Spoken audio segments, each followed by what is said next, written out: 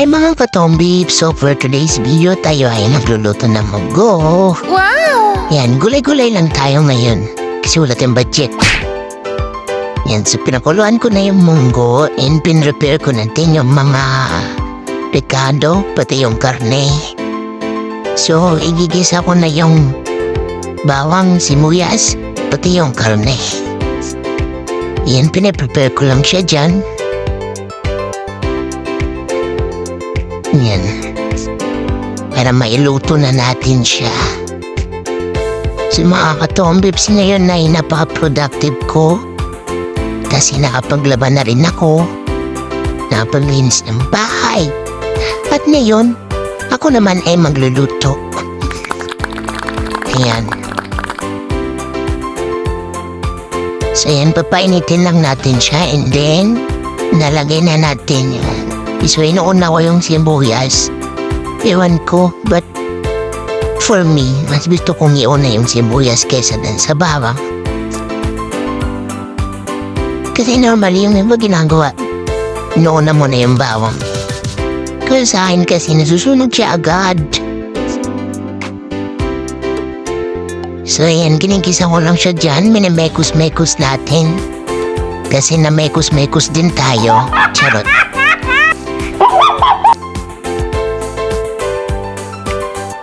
Yan, lalagay na natin yung pork. So, bumili lang ako dyan ng 2 pirasong pork chop. Pamsahog-sahog lang. So, ayan, mekos-mekos ang tomboy. Mahilig ka sa mekos-mekos, ayan tuloy. Mekos-mekos ka rin. Uy, uwi na naman.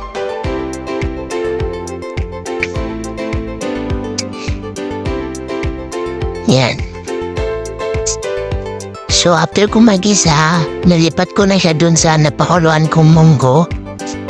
So ganyan ang process ko ng pagluluto. Ewan ko kung sa iba kung ganyan din. Pero ako, ganyan, ginigisa ko muna siya.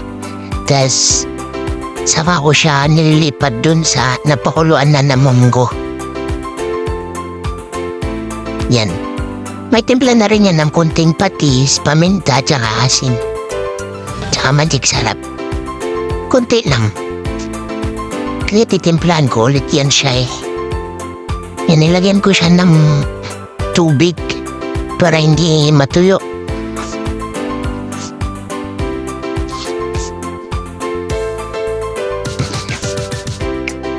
Inaantayin lang natin siyang kumulo. Din, ayan, timplahan na ulit natin siya ng patis.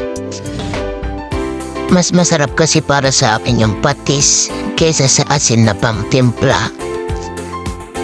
Yan. Saka na tombips. O yan, kumuha pala ako ng magic sarap. At binudburan ko ng magic sarap.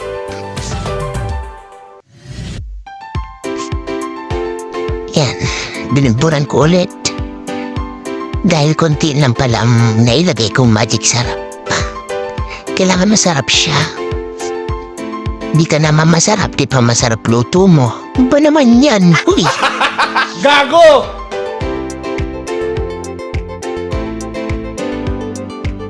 Yan, linis-linis. Para at least wala masyadong kalat, di ba? Pakit pa yan. Ayan, lalagay ko na yung dahon. So yung ginamit ko dyan mga katombibs is yung dahon ng alupati. So nag-crave kasi ako dyan. Kasi sa Dubai wala akong makitang ganyang dahon. Pati nga saluyot eh. Gusto kong kumain ng saluyot kaso mas pinili ko yung alupati. Yan, kasi mas masarap siya sa ihalo sa munggo.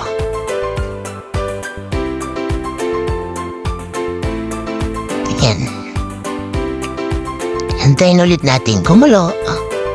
At tiyarahan, luto na ang ating munggo. Napakasarap.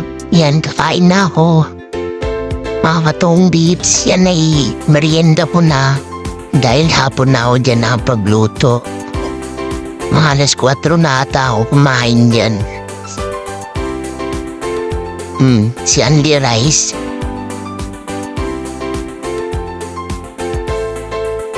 Yan. O, diba, healthy living tayo. Sarap kumain, no? Si Tanga. Todo tanga talaga. Di man lang hinipan. Yan mo kasi tayo padalos-dalos ng desisyon. Kaya tayo nasasaptan eh. Padalos-dalos tayo eh. Huy. Yan, hipan mo muna. So ayan mga katombibs. Ninanamnam ko lang ang sarap ng luto ko. Charot. Yan, hanggang sa muli mga katombibs.